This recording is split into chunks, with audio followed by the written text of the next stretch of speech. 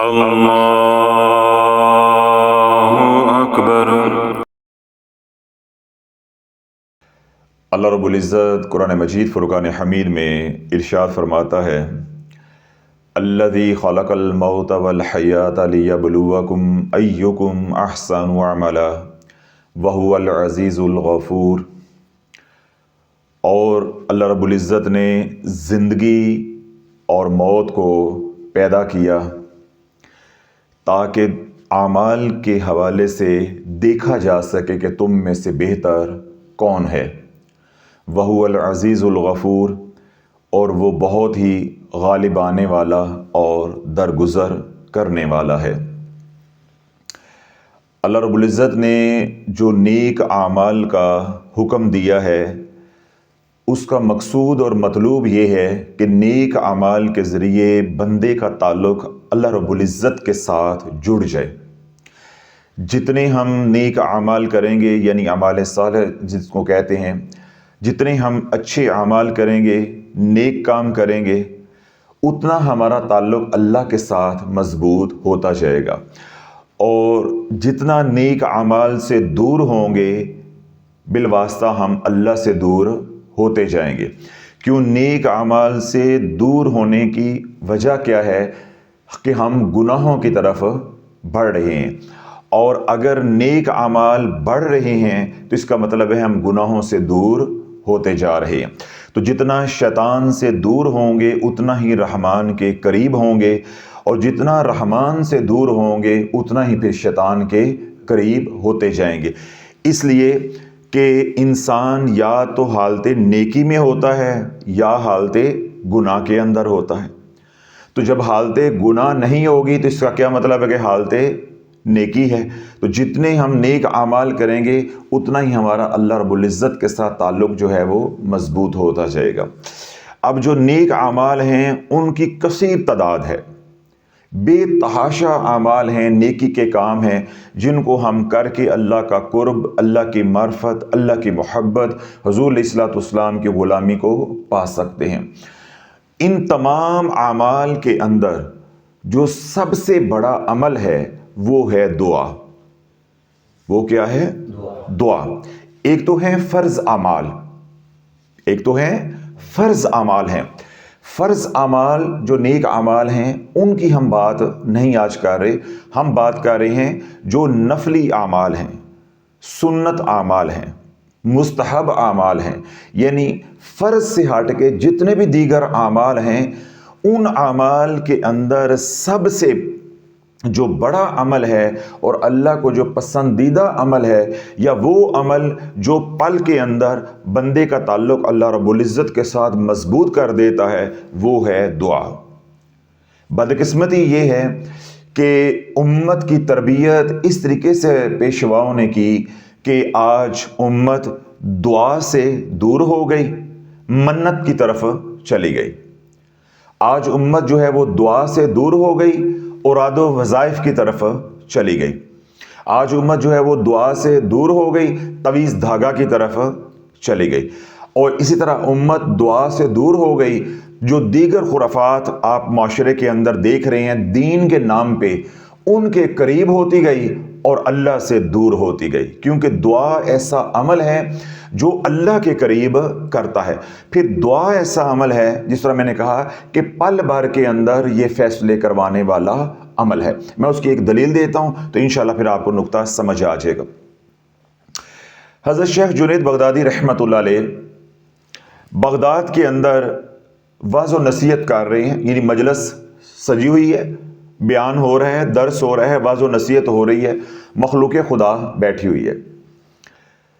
وہیں پہ ایک نوجوان جو ہے وہ پیچھے انتظار میں کھڑا ہے، منتظر ہے کہ یہ مجلس کب اختتام پذیر ہوتی ہے، یعنی مجلس کا اختتام کب ہوتا ہے تاکہ میں شیخ سے بات کر سکوں۔ جو ہی مجلس کا اختتام ہوا، شیخ جنید بغدادی رحمۃ اللہ علیہ جب مجلس سے باہر نکلے تو اس نوجوان نے مصافحہ کیا اور شیخ کا ہاتھ تھام کر وہ کہنے لگا کہ شیخ یہ بتائیں کہ آپ کا جو درس ہے، آپ کی جو وعظ و نصیحت ہے، یا آپ کا یہ جو بیان ہے، کیا یہ صرف شہر والوں پہ اثر کرتا ہے؟ سمجھ آئی اس سوال کی؟ کہ یہ بیان آپ کا یا جو درس ہے یہ صرف شہر والوں پہ اثر کرتا ہے؟ یعنی آپ یوں سمجھ لیں جیسے کوئی میرے پاس یہاں آ جائے تو جب میں محفل سے نکلوں تو کوئی میرا ہاتھ پکڑ لے، سلام کرنے کے بعد مجھے یہ کہے کہ شافی صاحب آپ کا جو درس ہے کیا وہ صرف خانقاہ میں آنے والوں پہ اثر کرتا ہے؟ تو میرے پاس کیا جواب ہوگا؟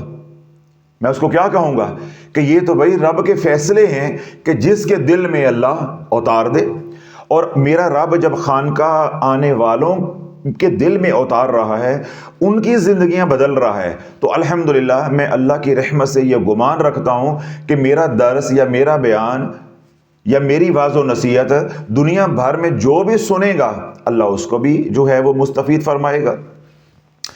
تو یوں ہی حضرت شیخ جنید بغدادی رحمۃ اللہ علیہ نے کہا تم کہنا کیا چاہتے ہو، کیا کہنا چاہتے ہو؟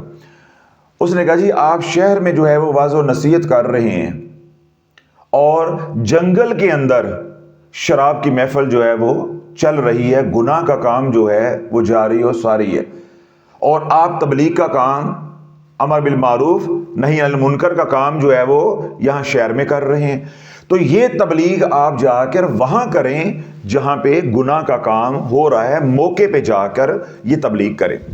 تو اللہ والے موقع پہ جا کے تبلیغ وہی کرے گا جس نے زندگی کو موقع غنیمت جان کر اللہ کے ساتھ اپنا تعلق جوڑا ہوا ہے۔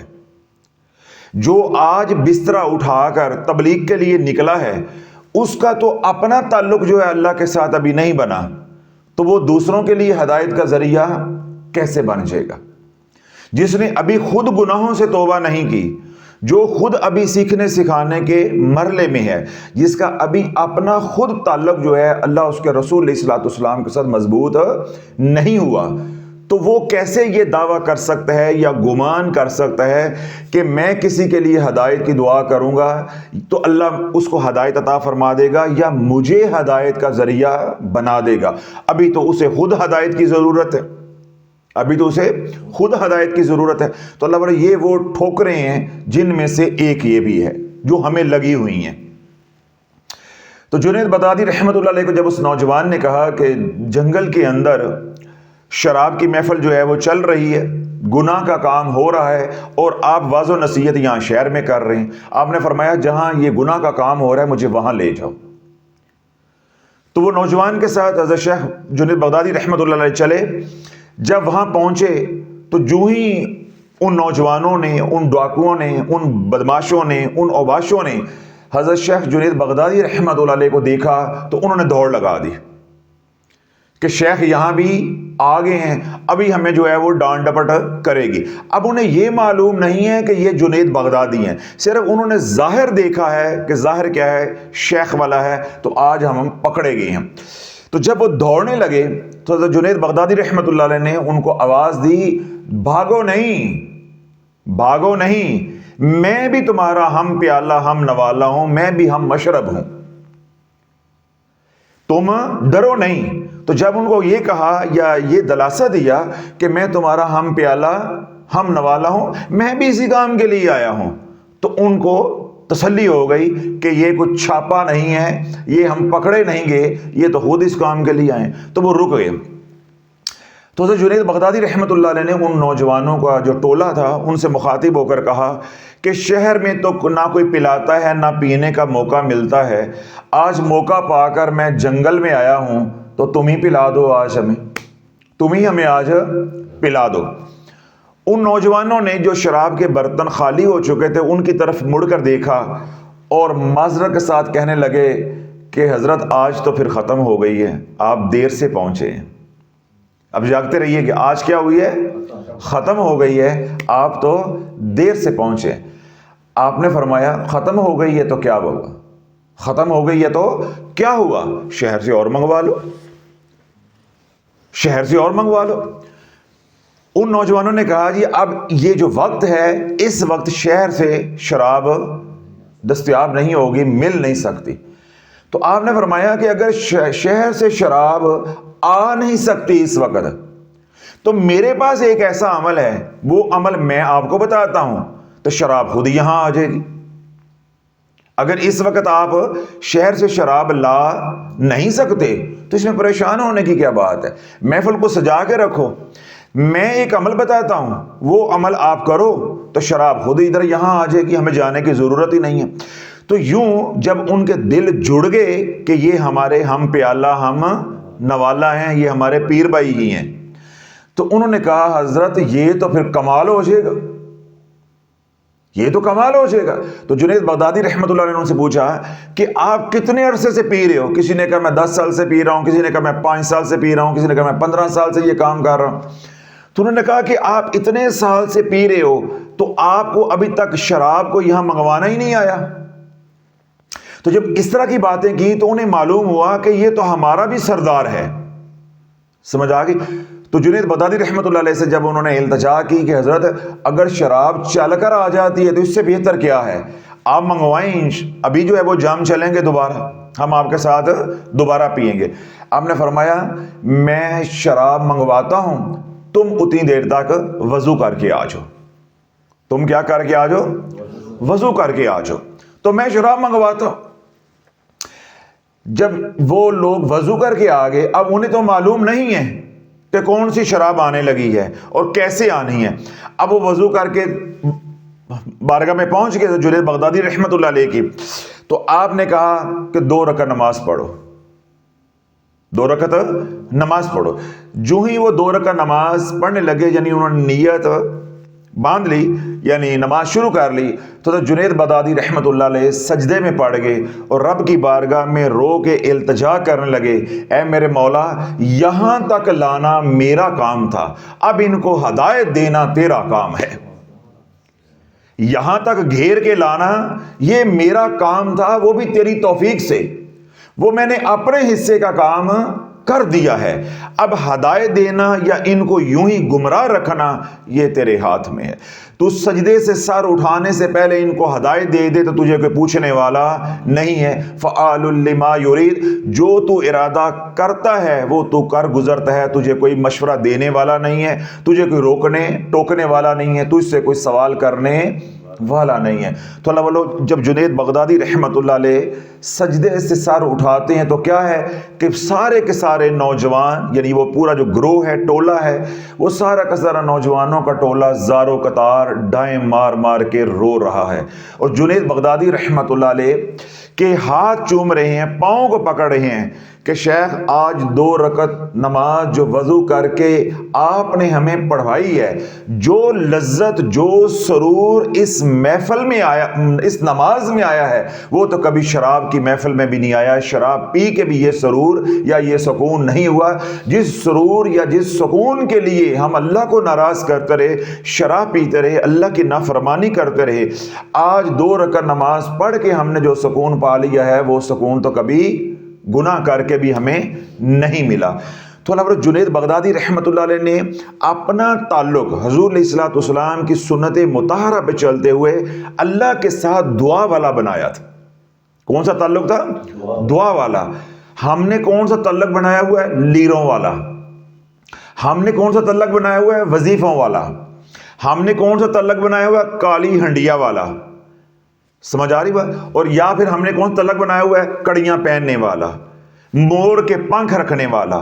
ہم نے رب کے ساتھ یہ تعلق بنائے ہیں جبکہ یہ تعلق رب کے ساتھ ہے ہی نہیں ہے. یا یہ اعمال ہم کر رہے ہیں، ان اعمال کے ذریعے اللہ کے ساتھ تعلق جڑتا ہی نہیں ہے. اللہ کے ساتھ تعلق تو جڑے گا حضور علیہ الصلوۃ والسلام کی غلامی کے ذریعے. قل ان کنتم تحبون اللہ فاتبعونی یحببکم اللہ. اے میرے محبوب یہ کہتے ہیں کہ میں ان سے محبت کروں، تو اس کی شرط کیا ہے؟ یہ تیری اتباع کریں، تیری غلامی میں آ جائے، میں ان سے محبت کروں گا. تو اللہ نے غلامی رسول جو ہے اپنی محبت کے لیے شرط رکھی ہے. جب تک ہم غلام رسول نہیں بنیں گے ہم اللہ کے در کے فقیر نہیں بن سکتے. تو جو آدمی وظیفوں پہ لگ جاتا ہے، چلوں پہ لگ جاتا ہے، وہ مخلوق خدا کا نفس کا غلام بن جاتا ہے، وہ کبھی مرتے دم تک حضور کا غلام نہیں بنتا. اللہ والو امت کو یہی بات آج تک سمجھ نہیں آئی. جو آدمی وظائف پڑھ رہا ہے، کیا کر رہا ہے؟ وظیفے پڑھ رہا ہے. وظیفے کس لیے پڑھے جاتے ہیں؟ اللہ راضی ہو جائے. وظیفے پڑھے جاتے ہیں کاکا ہو جائے، काकी हो जाए, एक है दो हो जाए, दुकान एक है दो हो जाए, रिश्ता नहीं हो रहा रिश्ता हो जाए, लड़के का वीज़ा नहीं लग रहा वो लग जाए, नौकरी नहीं लग रही वो लग जाए, कोई बीमार है उसे शिफा हो जाए, जादू का इलाज हो जाए, जिन्नात मेरे ताबे हो जाए, फलां की जुबान बंद हो जाए, फलां उल्टा लटक के मर जाए। इनमें अल्लाह कहाँ है? इन सारी बातों के अंदर अल्लाह कहाँ है? और हमें आज कोसने देने वाले कहते हैं कि वज़ाइफ भी तो अल्लाह का जिक्र है।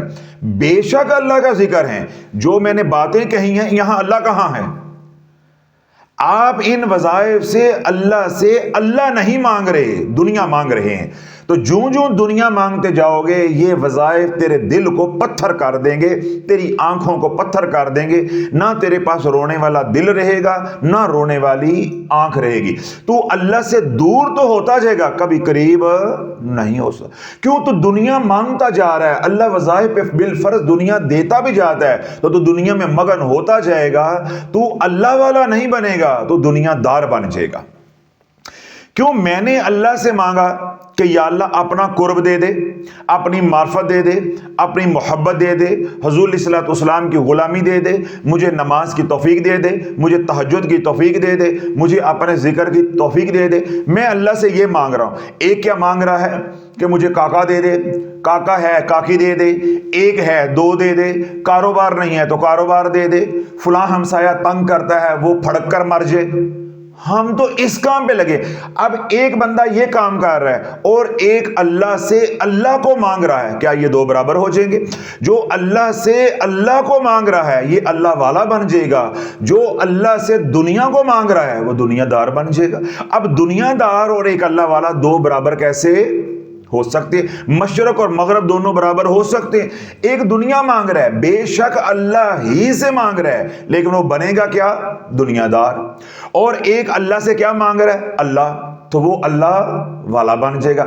अब अल्लाह वाला और एक दुनियादार, एक जिक्र करने वाला और एक गाफिल, या ये दोनों बराबर हो जाएंगे? या एक आशिक रसूल है, एक गुलाम रसूल है, और एक नफ्स और शैतान का गुलाम है, क्या ये दोनों गुलाम आपस में बराबर हो सकते? तो अल्लाह बोलो, जब हमने वज़ाइफ पढ़े तो हम पहले दुनिया के हरीस थे। इन पीरों ने, इन पेशवाओं ने हमें वज़ाइफ पे लगा के हमें दुनियादार बना दिया, और हमारे चेहरों के ऊपर दाढ़ियां सजा दी, पगड़ियां रखवा दी, हमारी माइयों के ऊपर लीलन के दुपट्टे रखवा दी, हाथ में 2-2 फुट की तस्बीहां पकड़ा दी, और हम बज़ाहिर क्या बन गए? दीनदार। हम बाजार क्या बन गए? मजहबी। लेकिन जमाने के एक नंबर के लुच्चे लफंगे और एक नंबर के अंदर से मुनाफिक बने हकीकत में।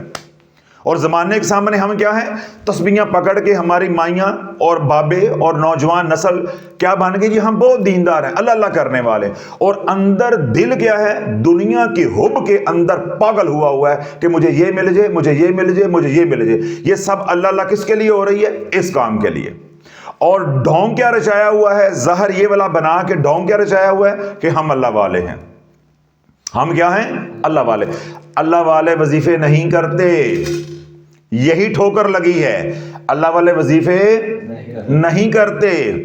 अल्लाह वाले रातों को उठ के अल्लाह से अल्लाह को मांगते हैं। जब अल्लाह मिल जाता है, मन कान लिल्लाहि कान अल्लाहु लहू क़ाल रसूलुल्लाह सल्लल्लाहु अलैहि वसल्लम, अल्लाह के महबूब अलैहिस्सलातु वस्सलाम ने इरशाद फरमाया, जो अल्लाह का हो गया अल्लाह उसका हो गया, फिर जिसका अल्लाह हो जाता है उसकी सारी खुदाई हो जाती है।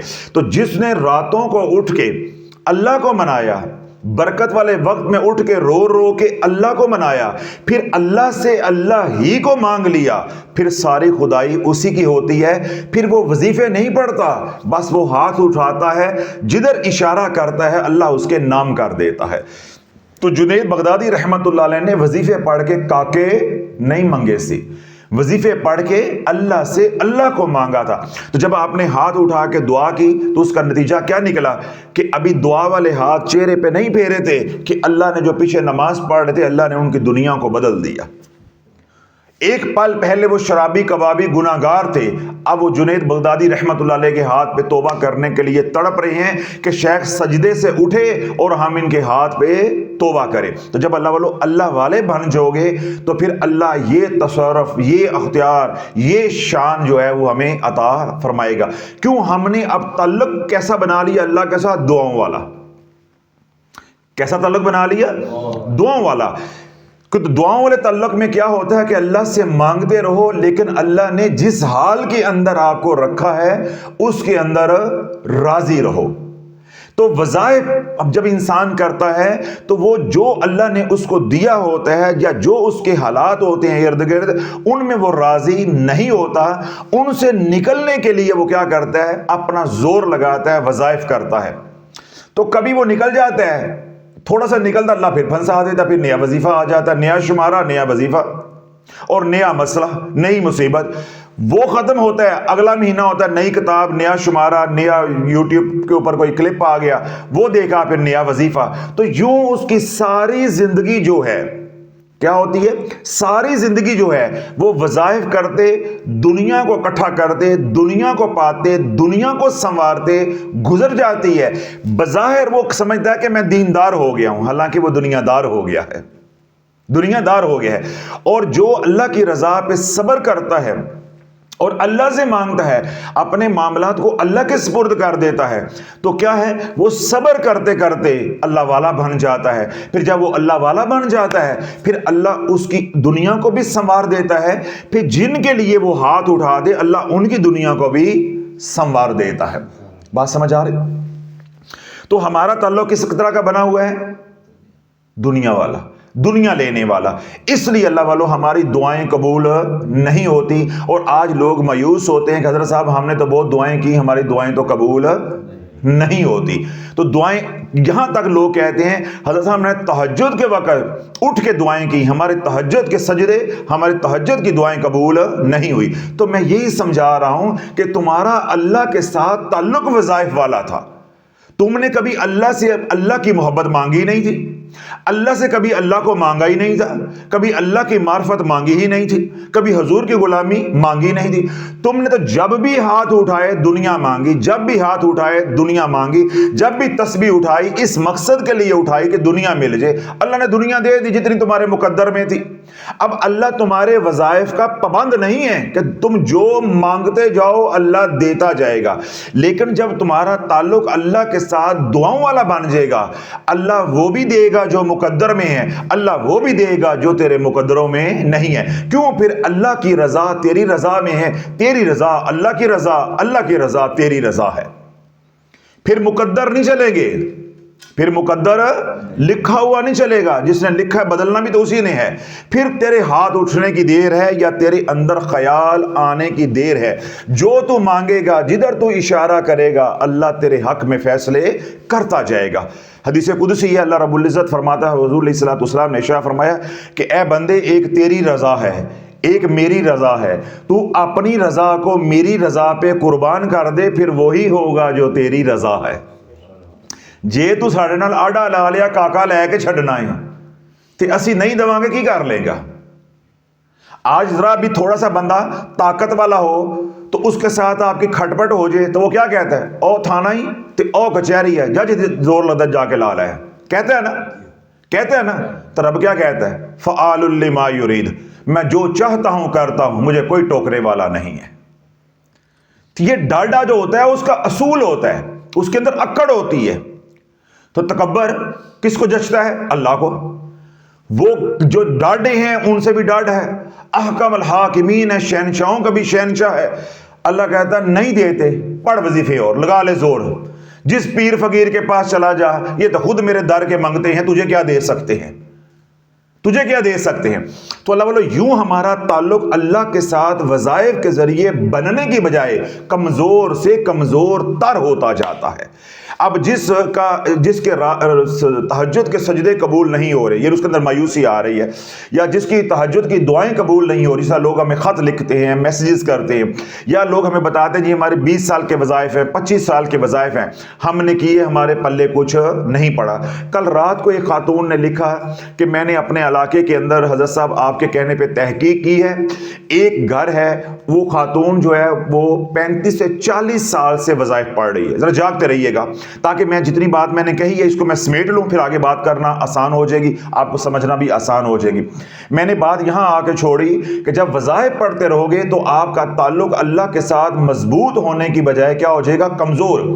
بے شک وہ اللہ ہی کا ذکر ہے، قرآن ہی ہے، اللہ ہی سے مانگ رہے ہو، سمجھنے کی یہ کوشش کرو جس طرح پیشواؤں نے نہیں سمجھا، ایسے عوام بھی نہیں سمجھنے کی کوشش کر رہی۔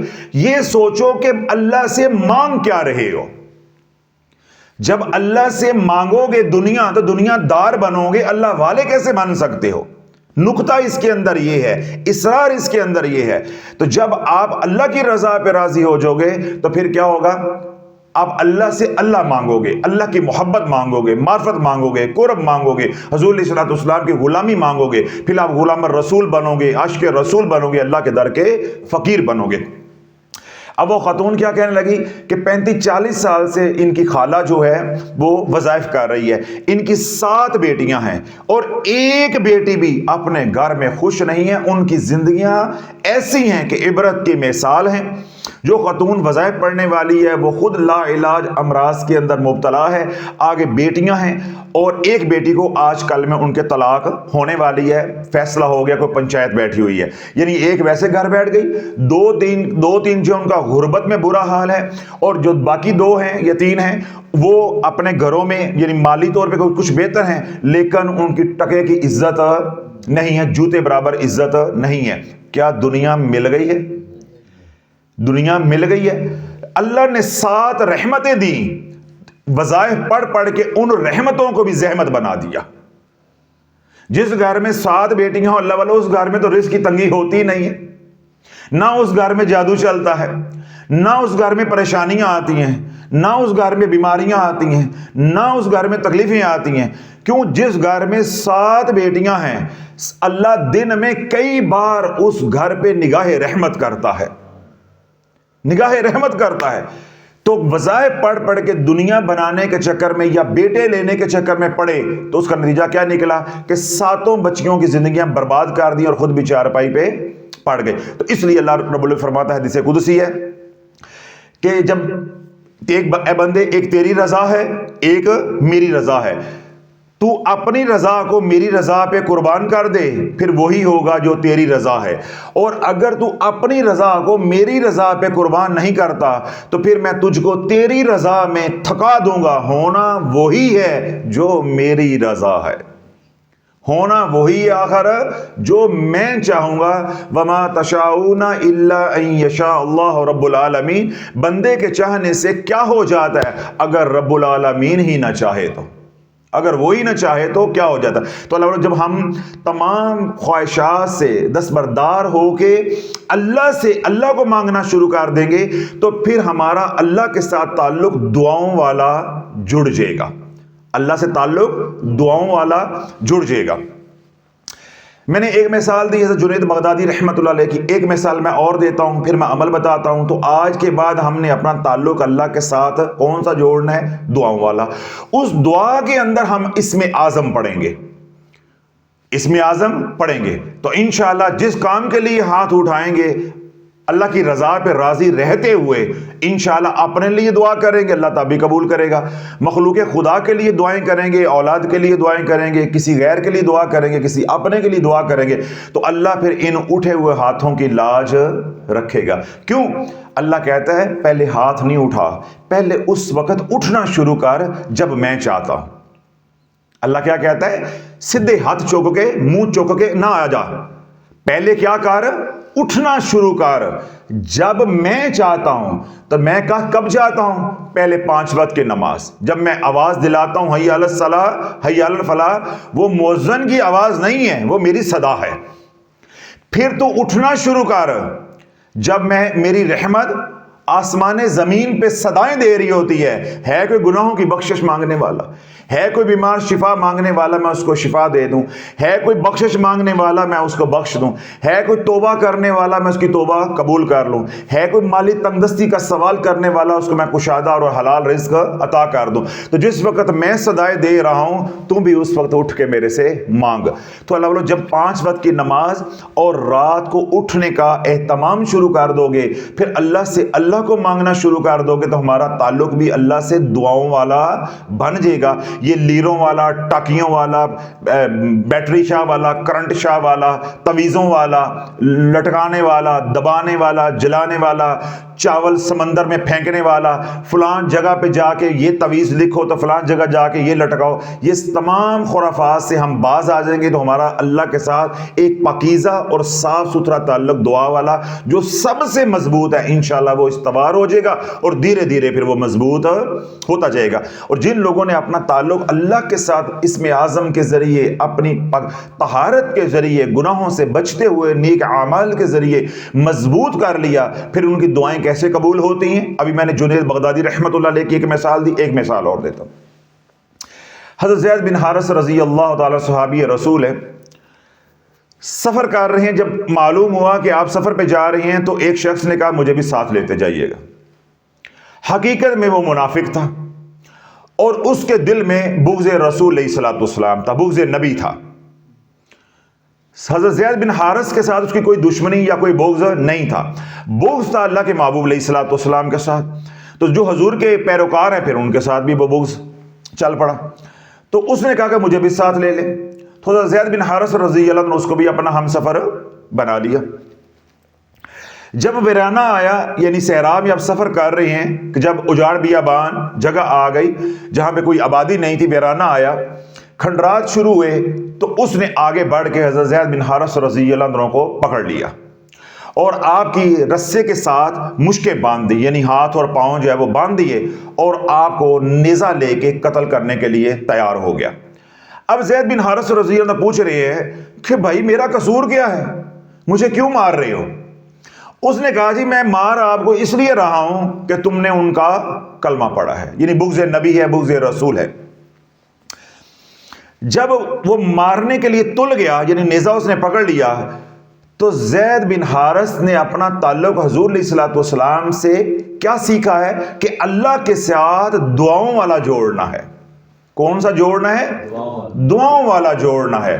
تو زید بن حارث رضی اللہ عنہ جب وہ نیزہ پکڑ کے دوڑا تو آپ نے آواز دی، یا ارحم الراحمین، یا ارحم الراحمین اغثنی، یا ارحم الراحمین اغثنی، اے گناہوں کو معاف کرنے والے، اے گناہوں کو نیکیوں بدلنے والے، اے رحمت کرنے والے، اے رحیموں سے بڑھ کے رحیم، اے کریموں سے بڑھ کے کریم، میری مدد کو پہنچ، میری دستگیری فرما، میری داد رسی فرما، میری مشکل کشائی فرما، اغثنی، میری مدد فرما۔ اب یہ کیا ہے؟ ایک اسم اعظم ہے یا ارحم الراحمین، اور دوسرا اغثنی کیا ہے؟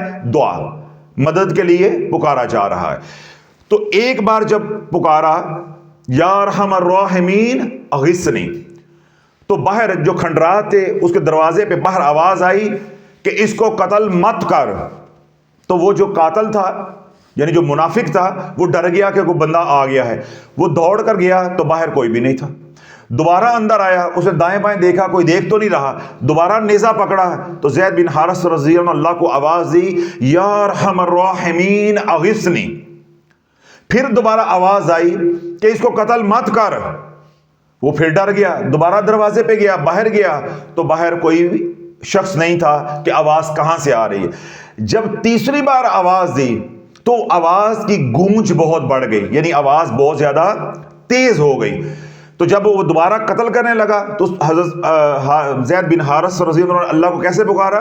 یا ارحم الراحمین اغثنی۔ جب وہ تیسری بار باہر دوڑا تو وہاں پہ ایک نوجوان تھا اور اس کے ہاتھ کے اندر ایک نیزہ تھا، اس نے وہی نیزہ جو ہے اس کو مارا اور موقع کے اوپر اس کو ہلاک کر دیا۔ اب وہ نوجوان جو ہے وہ کھنڈرات کے اندر وہ جو پورا بوسیدہ عمارت ہے، جب اس کے اندر آیا، اس نے آ کر دیکھا کہ زید بن حارث رضی اللہ کی مشکیں جو ہے نا باندھی ہوئی ہیں. انہوں نے آ کے, اس نوجوان نے آ کے زید بن حارث رضی اللہ عنہ کی مشکیں جو ہے وہ کھولی, ہاتھ پاؤں کھولے. اللہ نے اس مشکل سے, اس پریشانی سے, آزمائش سے جب نکال دیا, جب وہ نوجوان وہی نیزہ لے کے واپس جانے لگا تو زید بن حارث رضی اللہ عنہ نے آگے بڑھ کے اس کے جبہ مبارک کو پکڑ لیا کہ جب تو نے اتنے برے وقت کے اندر, کڑے وقت کے اندر میری مدد کی ہے, مجھے یہ تو بتاتا جا کہ تو ہے کون, تو ہے کون. تو جب زید بن حارث رضی اللہ عنہ نے سوال کیا تو اس نوجوان نے کہا انا جبریل, میں جبریل ہوں اور اللہ کے امر سے آیا ہوں, اللہ کے امر سے آیا ہوں. جب تو نے پہلی بار کہا, اب جاگتے رہیے گا دل کے کانوں کے ساتھ سنیں, پھر میں حدیث پاک اس کے ساتھ لگاؤں گا, دلیل دوں گا, انشاءاللہ اللہ بات آپ کے دل میں اتار دے گا. جب تو نے پہلی بار کہا یا ارحم الراحمین اغثنی, اسم اعظم پہلی بار استعمال کیا, دعا کی, اللہ سے مدد مانگی, تو میں سدرۃ المنتہا پہ تھا. جب تو نے دوسری بار کہا یا ارحم الراحمین اغثنی, تو میں آسمان زمین پہ تھا, پہلے آسمان پہ تھا. جب تو نے تیسری بار کہا یا ارحم الراحمین اغثنی, تو میں نے آ کے اس کو قتل کر دیا, تیرے دشمن کو جہنم وصل کر دیا. اللہ کے محبوب علیہ الصلوۃ والسلام نے ارشاد فرمایا کہ اللہ رب العزت نے اس اسم اعظم یا ارحم الراحمین کے ساتھ ایک فرشتے کو تعینات کیا ہے. جب بندہ 3 بار کہتا ہے یا ارحم الراحمین یا ارحم الراحمین یا ارحم الراحمین, تو اللہ کا عرش, اس کے جو ستون ہیں وہ ہلنا شروع کر دیتے ہیں, اور آواز آتی ہے کہ زمین پہ 3 بار یا ارحم الراحمین مدد کے لیے پکارا جا چکا ہے, ابھی تک مدد نہیں ہوئی. تو فرشتہ جو ہے وہ متوجہ ہوتا ہے اور پکارنے والے کو کہتا ہے کہ ارحم الراحمین متوجہ ہے, اس کی رحمت متوجہ ہے, اے مانگنے والے مانگ کیا مانگتا ہے, مانگنے والے مانگ کیا مانگتا ہے. تو اللہ بولو ہمیں یہ میت الہی نصیب ہونی چاہیے کہ جب ہم 3 بار بولیں یا ارحم الراحمین یا ارحم الراحمین یا ارحم الراحمین, تو ہمارا اندر آواز دے رہا ہو کہ اب اللہ کی رحمت متوجہ ہے, اب میں آگے اپنا مدعا جو ہے وہ بیان کروں, جو میری مشکل ہے, دنیا کی ہے, آخرت کی ہے, یا جو میں نے اللہ سے مانگنا ہے آگے میں دعا کروں. حضور علیہ الصلوۃ والسلام سفر پہ جا رہے ہیں, ایک نوجوان ہے وہ دعا کر رہا ہے یا ارحم الراحمین یا ارحم الراحمین یا ارحم الراحمین. حضور علیہ الصلوۃ والسلام آگے سے گزرے تو اللہ کے محبوب علیہ الصلوۃ والسلام نے اسے مخاطب ہو کے فرمایا کہ جس کو پکار رہا ہے وہ متوجہ ہے, اب مانگتا کیوں نہیں ہے, اب مانگتا کیوں نہیں ہے. تو اللہ بولو اس اسم اعظم کے ذریعے ہم نے اپنا تعلق اللہ کے ساتھ جوڑنا ہے, اللہ کے ساتھ جوڑنا ہے.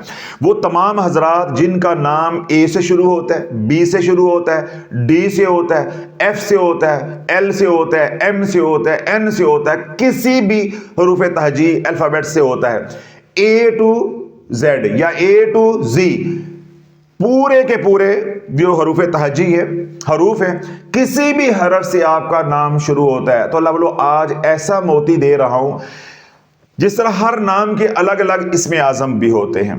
ٹھیک ہے, میں نے بھی کچھ لوگوں بتائے ہیں, کچھ بیانات اس کے اوپر بھی کیے ہیں. تو آج میں نے کہا کہ مقدی مکاؤ, ہر روز کوئی نہ کوئی کہہ رہا ہوتا حضرت صاحب بیان کر دیں, میرا ایس سے بتا دیں, میرا این سے بتا دیں, میرا ایف سے بتا دیں. تو آج پھر میں نے اس لیے وقت نکال کے یہ بیان کیا ہے کہ آج سے ساری شافی مقدی مکا تو جان چھڑا, سمجھ آئی, تو لمبی تان کے بھی لمبے پئی ہے. یہ ٹاپک جو ہے وہ کلوز ہو جائے, بند ہو جائے. جو اللہ نے ہمیں دیا ہے امت کو سمجھا دیں, پھر امت جانے تو امت کا کام جانے. ہمیں پھر کوئی غرض نہیں ہے پڑھیں نہ پڑھیں, پڑھنا بھی انہوں نے اللہ کی توفیق سے ہے اور قبول کرنے والی ذات بھی اللہ کی ہے, بتانا ہمارا فرض ہے وہ بھی اللہ کے کرم سے. تو اللہ بولو آپ کا نام کسی بھی حرف سے شروع ہوتا ہے. یہ جو اسم اعظم ہے یا ارحم الراحمین, یہ ایسا اسم اعظم ہے کہ یہ ہر ایک کو اس کی ضرورت ہے. یعنی جس طرح کوئی اللہ کو پکارتا ہے یا جبارو کہہ کے, جاگتے رہیے گا پہلے بات سمجھ لیں, کوئی اللہ کو کیا پکارتا ہے یا جبارو کہہ کے, کوئی اللہ کو پکارتا ہے یا قہارو کہہ کے, کوئی اللہ کو پکارتا ہے یا عزیزو کہہ کے, کوئی اللہ کو پکارتا ہے یا قویو کہہ کے. تو ہو سکتا ہے وہ اسے تو راس آ جائے, اس کے ستارے کے حساب سے، اس کی پیدائش کی ساکھ کے حساب سے، ٹھیک ہے، اور اس کا جو نام ہے اس کے حرف کے حساب سے، یا اس کے ذائچے کے حساب سے، یا اس کی روحانی استعداد کے حساب سے، ہو سکتا ہے وہ نام اس کو راس آ جائے، آپ کو نہ آئے۔ تو آج یہی ہوا کہ کسی کو یا قہارو سے نفع ہو گیا اور کسی کو نقصان ہو گیا، کسی کو یا جبارو سے نفع ہو گیا اور کسی کو نقصان ہو گیا۔ تو ہمارے خالق نے اپنا ذاتی نام اسم ذات اس لیے ہمیں دیا ہے کہ یہ سب کو راس آئے گا، یہ سب کو راس آئے گا۔ اب اگلی بات توجہ کے ساتھ سننی ہے۔ رحمت ہے، اس کی کس کو ضرورت نہیں ہے؟ کافر کو بھی ضرورت ہے، نبی کو بھی ضرورت ہے، ولی کو بھی ضرورت ہے، اور ہم جیسے عام مسلمانوں کو بھی ضرورت ہے۔ ہر ذی روح محتاج ہے اللہ کی رحمت کی۔ تو اگر رحمت والے کو پکارنا ہو اور اس کا نام کسی کو راس آئے کسی کو نہ آئے تو وہ رحمت تو نہ ہوئی، پھر وہ تو پھر رحمت چیدہ لوگوں کے لیے ہو گئی، سب کو تو راس ہی نہیں آئے گا۔ سمجھئے بات؟ تو اللہ کے دو نام ہیں جو اللہ کی رحمت کے ساتھ جڑے ہیں یا رحمت کے نظام کے ساتھ جڑے ہیں، وہ دو نام کیا ہیں؟ ایک ہے رحمان اور دوسرا کیا ہے؟ رحیم۔ اب یہ ایک نام ہے رحمان اور ایک ہے رحیم۔ رحمان کے ساتھ جو رحمت کا نظام ہے وہ رحمت عام ہے، اس میں کوئی تفریق نہیں ہے، کافر مسلمان کی، جانور کی یا انسان کی، جن کی یا انسان کی، ساری کائنات کا نظام جو ہے وہ رحمت عام کے ساتھ چل رہا ہے، اور رحمت عامہ جو ہے اس کا تعلق رحمان کے ساتھ ہے، اور رحیم جو ہے اس کا تعلق رحمت خاص کے ساتھ ہے۔ وہ صرف کیا ہے؟ ایمان والوں کے لیے ہے۔ وہ کس کے لیے ہے؟ ایمان والوں کے لیے ہے۔ تو اب ہم کیونکہ الحمدللہ ایمان والے ہیں، ہمیں بیک وقت رحمت عام کی بھی ضرورت ہے اور رحمت خاص کی بھی ضرورت ہے۔ تو جب ہمیں دونوں رحمتوں کی ضرورت ہے، اس دروازے پہ بھی ہمیں دستک دینے کی ضرورت ہے تو اس دروازے پہ بھی ہمیں دستک دینے کی ضرورت ہے۔ تو یہ دروازہ ہے رحمان کا اور یہ دروازہ ہے رحیم کا، تو ہمیں دونوں پہ دستک دینے کی ضرورت ہے۔ تو جب یہ نام ہر مسلمان، ہر ایمان والے کے لیے دو اسماء الحسنہ ضرورت ہے، تو اللہ نے یہ دو اسماء الحسنہ کی تجلی اتنی لطیف بنائی ہے کہ یہ ہر ایک کو راس آ جاتا ہے۔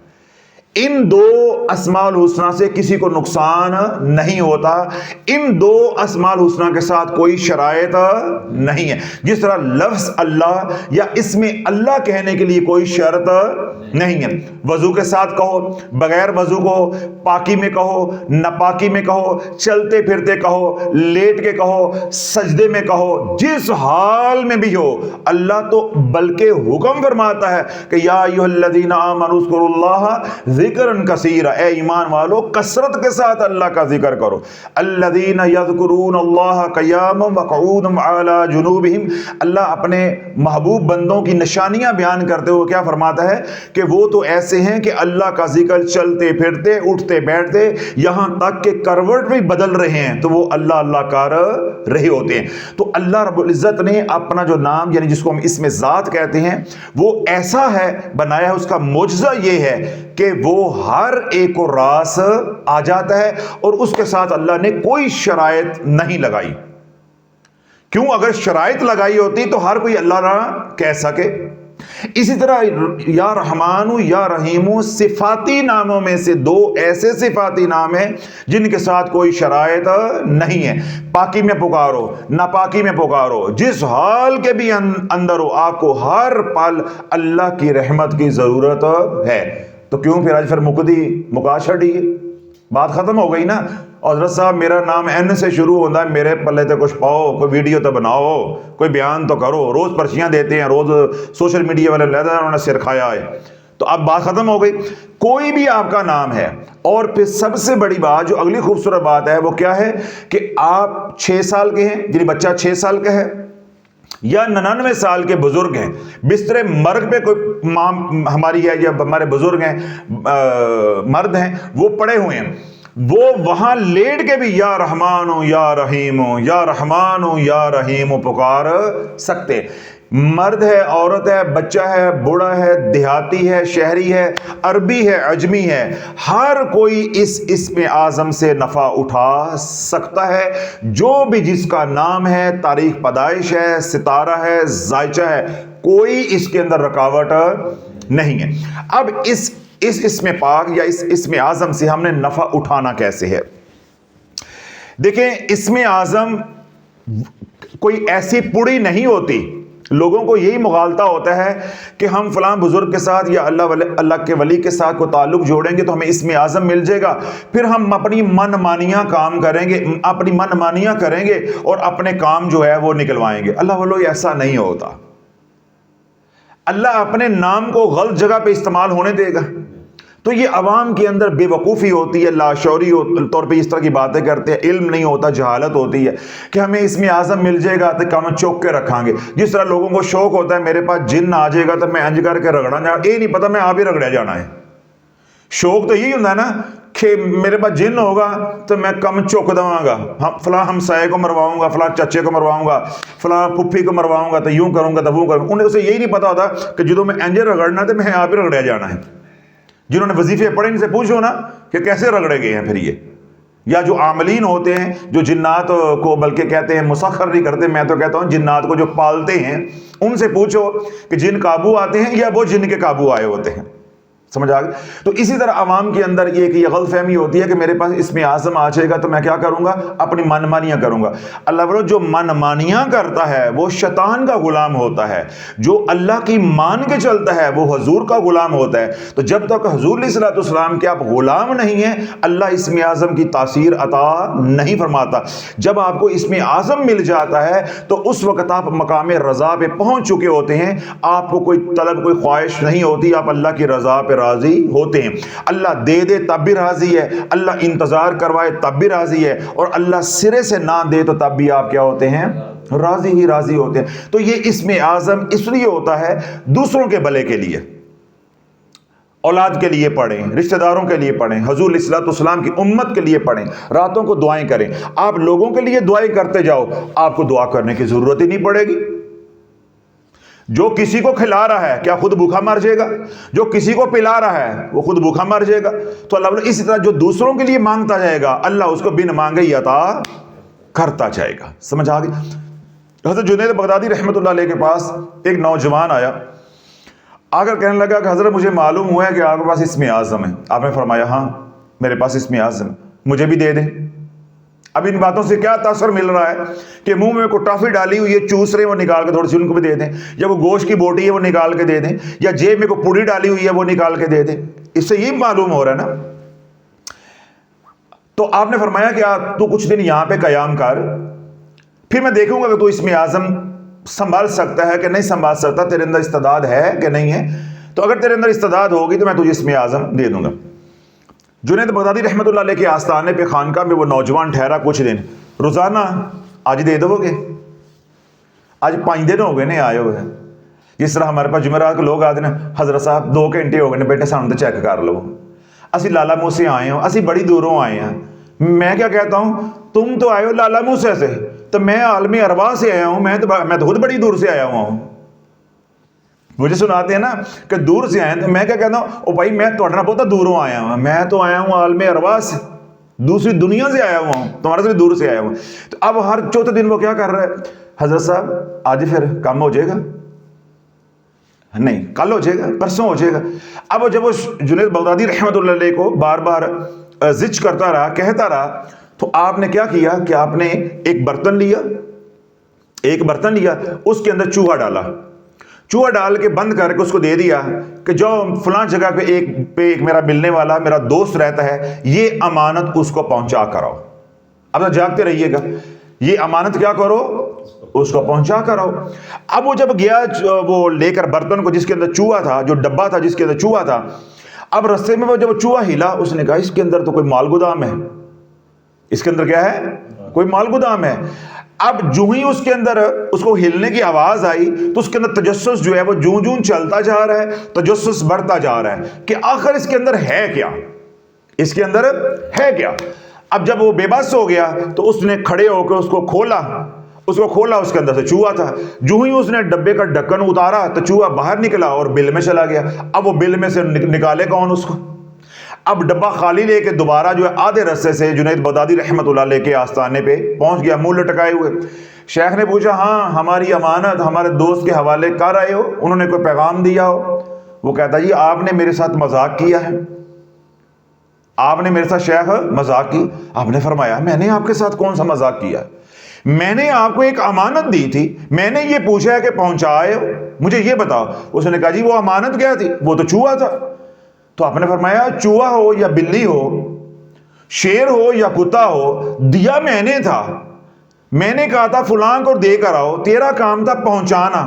تجھے اس پہ کیا اعتراض ہے؟ میں بیچنے والا کیا بیچ رہا ہے، یا دینے والا کیا دے رہا ہے، اور لینے والا کیا لے رہا ہے؟ تیرا تو یہ سوال ہی نہیں بنتا. تو یہ صرف بتا کہ تو پہنچا کر آیا ہے کہ نہیں. اب وہ کہنے لگا کہ حضرت جب میں یہاں سے نکلا تو رستے میں مجھے خیال آیا کہ اس کے اندر کیا ہے. پھر جب چوہا اندر سے ہلا تو میرا تجسس بڑھا، تو پھر میں نے جب کھول کے دیکھا تو وہ تو باہر نکلا اور بل میں چلا گیا. تو آپ نے فرمایا کہ میں نے تجھے ایک امانت دی چوہے کی صورت میں، اور میں نے اس چوہے کے اوپر تجھے امین بنایا. جاگتے رہیے گا، میں نے اس چوہے کے اوپر تمہیں امین بنایا. تو اتنی حقیر امانت کے اوپر امین ٹھہر نہ سکا، تو خائن بن گیا، تو نے خیانت کر دی. تو میرا رب اپنا نام تجھے کیسے عطا کر دے گا؟ کیوں؟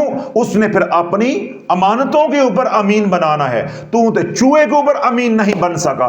تو اللہ والو جب تک اپنا ظرف بڑا نہیں کرو گے تو یا رحمان یا رحیم یا کوئی بھی اسم اعظم ہو، اس کی آپ کو ہوا بھی نہیں لگ سکتی، آپ کو پرتاؤ بھی زندگی بھر نصیب نہیں ہو سکتا. چاہے غوث پاک رضی اللہ عنہ کے مزار کے ساتھ گھٹنے کے ساتھ گھٹنا جوڑ کے وہاں بیٹھے رہو، کوئی شے ملنے والی نہیں ہے. کیوں؟ جب ظرف ہی نہیں ہوگا، جب آپ کی جیب ہی نہیں ہوگی تو پیسے کہاں ڈالو گے؟ جب آپ کا ظرف ہی نہیں ہوگا، ٹھیک ہے، تو آپ اسم اعظم سنبھالو گے کیسے؟ کیوں؟ ہمارا ذہن بنا ہوا ہے کہ جن آ جائیں گے تو انی پا دیں گے، اسم اعظم آ جائے گا تو انی پا دیں گے. رب کہتا ہے نہیں، جب تو آپ انا ہو جائے گا تو پھر میں تینوں اسم اعظم بھی دے دوں گا. تو میری محبت میں اندھا ہو جا. جب میرے علاوہ تجھے کوئی نظر ہی نہیں آئے گا تو میں تجھے اسم اعظم بھی دے دوں گا. کیوں؟ پھر تو اسم اعظم لے کے میری مخلوق کے اوپر ظلم نہیں ڈھائے گا، بلکہ تو اس اسم اعظم کو میرے اور قرب کے لیے اور لوگوں کو میرے ساتھ جوڑنے کے لیے، دعوت و تبلیغ کے کام کے لیے تو استعمال کرے گا. اپنی ذات کے لیے استعمال نہیں کرے گا، اپنی خواہشات کے لیے استعمال نہیں کرے گا. تو اللہ یہ بنیادی باتیں تھیں. اگر آپ چاہتے ہو کہ یا رحمان یا رحیم اسم اعظم سے میں نفع اٹھاؤں تو پھر ذرا نسلی بنو تے اصلی بنو. سرور صاحب غصہ لگ گیا آپ کو؟ تو آپ اتنے سیریس کیوں ہو گئے؟ میں نے نسلی اور اصلی کہا ہے تو آپ نے منہ ایسے بنا لیا جیسے بیوی روز کے بیٹی ہوتی ہے. نسلی بنو، اصلی بنو. کمی دا کام میں کم تک، اس لیے آپ نے منہ بنا لیا تھا نا. حضرت صاحب نے ذرا شافی بن گئے، روح آ رہی ہے اندر، ہم کھڑکن لگے نے. کمی دا کام میں، کمی کی اوقات کیا ہوتی ہے؟ کام تک. کمی کم تک تے نسلی تے اصلی دم تک. نہیں سمجھ آئی؟ مجھے لگتا ہے دوبارہ ٹھوکنا پینا ہے. کمی کم تک تے نسلی تے اصلی دم تک. تو نسلی اور اصلی بنو. جب نسلی اور اصلی بن جاؤ گے تو پھر حضور کا غلام بن جاؤ گے. تو جو حضور کا غلام ہے، ہر حضور علیہ الصلوۃ والسلام کے غلام کے پاس اسم اعظم ہوتا ہے. یہ دعوت و تبلیغ کا کام اسم اعظم کی برکت سے ہوتا ہے. ہر اللہ کے ولی کے پاس اسم اعظم ہوتا ہے.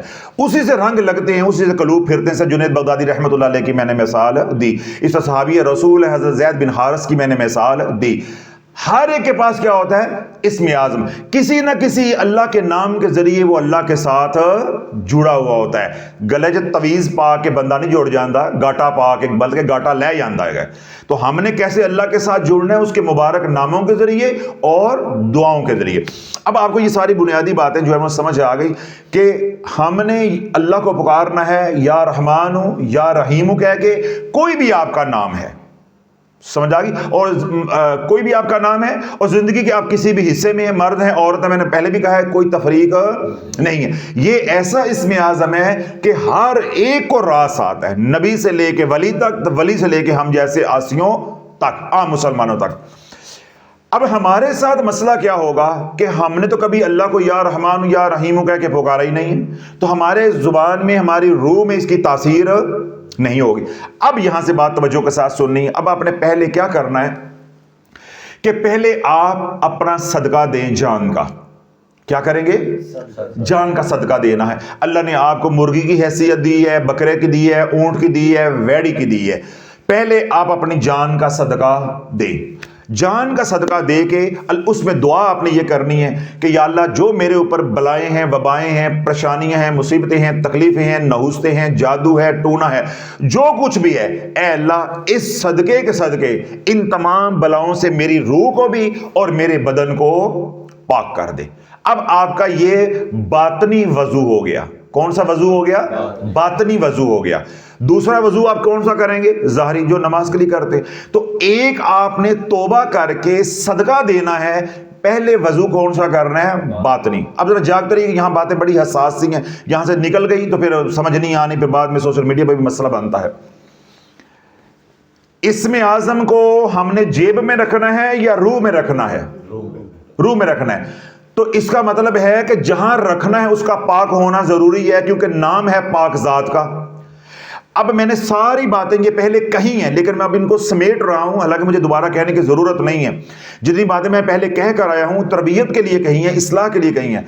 اب اسم اعظم تو میں نے بتا دیا، یا رحمان یا رحیم، اندر روح اتنی غلیظ اور گندی ہے تو کیا یا رحمان یا رحیم کا فیض و برکات اندر آئیں گے؟ نہیں آئیں گے۔ نفع ہوگا؟ نہیں ہوگا۔ اسم اعظم جیب میں رکھنا ہے، ہاتھ میں پکڑ کے رکھنا ہے، اس کی تاثیر کو روح میں اتارنا ہے۔ تو جب تک وہ برتن پاک نہیں ہوگا وہ نور نہیں اترے گا۔ میں ایک مثال دیتا ہوں، آگے بات انشاءاللہ ساری آپ کو ویسے سمجھ آ جائے گی۔ صبح جب آپ دودھ لیتے ہیں، گوالا جب آتا ہے، دودھ والا آپ کے گھر آتا ہے، وہ مفت دے کے جاتا ہے یا پیسوں سے؟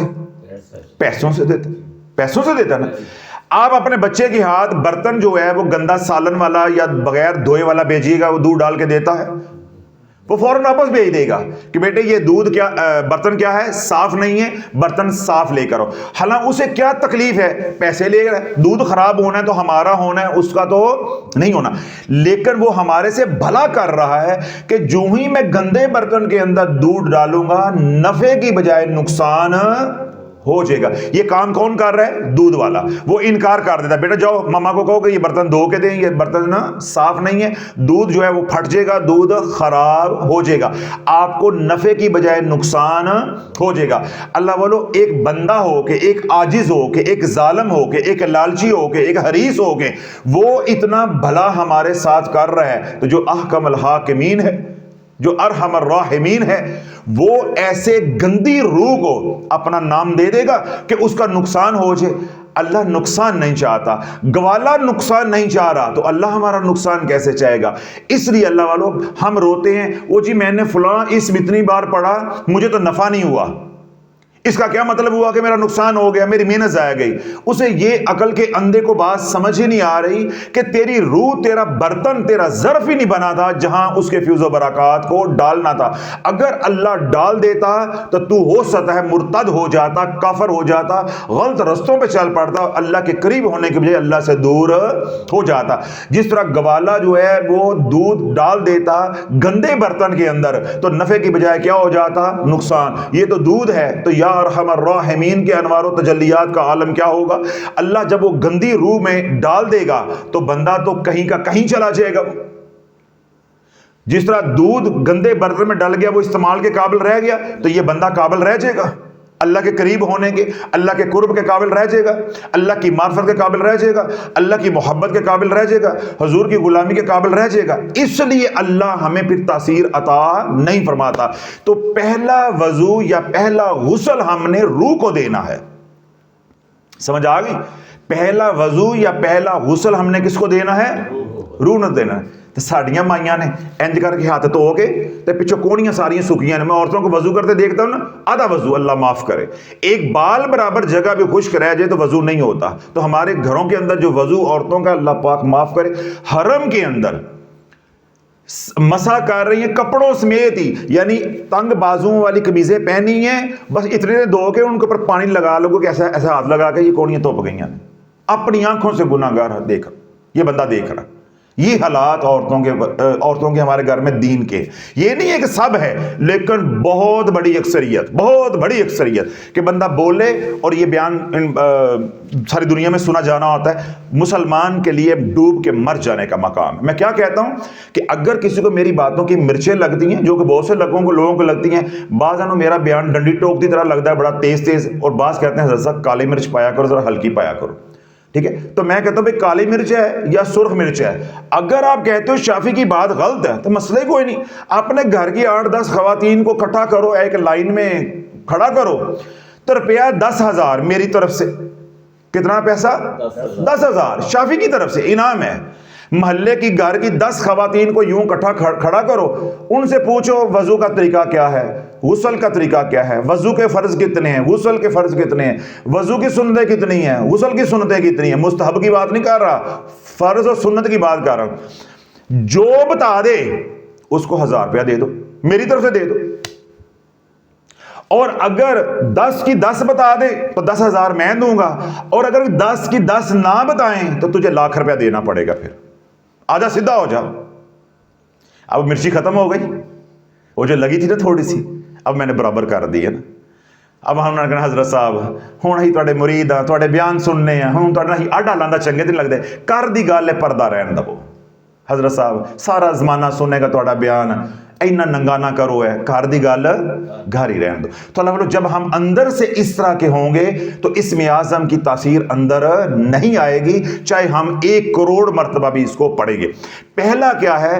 باطنی وضو کرنا ہے، باطنی غسل کرنا ہے. اور باطنی وضو اور غسل کیا ہوتا ہے؟ اے اللہ میری توبہ، اے اللہ میری توبہ. اس کے بعد دوسری شرط کیا ہوتی ہے؟ صدقہ دینا.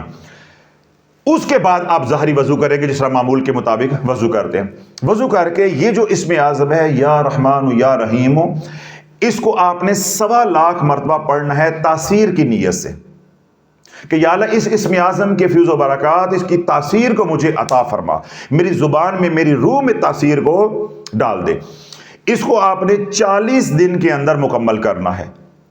ٹھیک ہے، یہ 3125 مرتبہ آپ روزانہ پڑھیں گے تو 40 دن میں تاثیر کے لیے 1,25,000 مکمل ہو جائے گا. اور اگر اللہ نے آپ کو ہمت دی ہوئی ہے، جس طرح خواتین کا مسئلہ ہوتا ہے ایام شروع ہو جاتے ہیں، تو ان کو میں کہوں گا اگر انہوں نے عمل کرنا ہو تو وہ 21 دن میں کریں، اور یہ عمل اس دن شروع کریں جس دن انہوں نے طہارت اختیار کی. آج وہ نہائی ہیں، پاک ہو گئی ہیں، آج شروع کریں. 21 دن کا سائیکل ہوتا ہے، 22 دن بعد 23 دن بعد دوبارہ ایام شروع ہو جائیں گے، تو یہ 21 دن کے اندر یہ ختم ہو جائے گا. اگر کسی عورت کا مسئلہ چل رہا ہے، یعنی عمر ان کی 50 سال کے قریب ہے، تو مینو پاس ہونے والا ہوتا ہے، جو سائیکل ہے، ایام ہے، وہ آگے پیچھے ارریگولر باقاعدگی آ جاتی ہے، ارریگولر ہو جاتے ہیں، تو وہ اپنا نظام دیکھ کے تو تھوڑے دنوں کا بھی بنا سکتے ہیں. مطلب 12 دن کا بنا لیں، 13 دن کا بنا لیں، دورانیہ 15 کا بنا لیں، جیسا میں نے کہا 21 کا بنا لو. اور اگر معمول کے مطابق مردوں نے پڑھنا ہے تو ان کے لیے میں نے کہا کہ اپنے پر وزن بوجھ نہ ڈالو، آپ اس کو 40 دن کے اندر پڑھ لو. 3125 مرتبہ روزانہ پڑھو گے تو آپ کی تاثیر کا عمل جو ہے آپ کا مکمل ہو جائے گا. زکوٰۃ کی نیت سے نہیں پڑھنا، زکوٰۃ کی نیت سے پڑھو گے دوبارہ شرائط لاگو ہو جائیں گی. کس نیت سے ہم نے پڑھنا ہے؟ تاثیر کی نیت سے، فیض و برکات کی نیت سے، تاکہ ہمیں اللہ اس نام کی برکت عطا کرے. اس برکت سے ہمارے مسئلے جو ہے وہ حل ہوں، ہمارا تعلق جو ہے وہ اللہ کے ساتھ مضبوط جب ہو. تو اگر آپ 21 دن کا بنائیں گے تو آپ 1,25,000 کو 21 پہ تقسیم کر کے اس کی تعداد نکال لیں.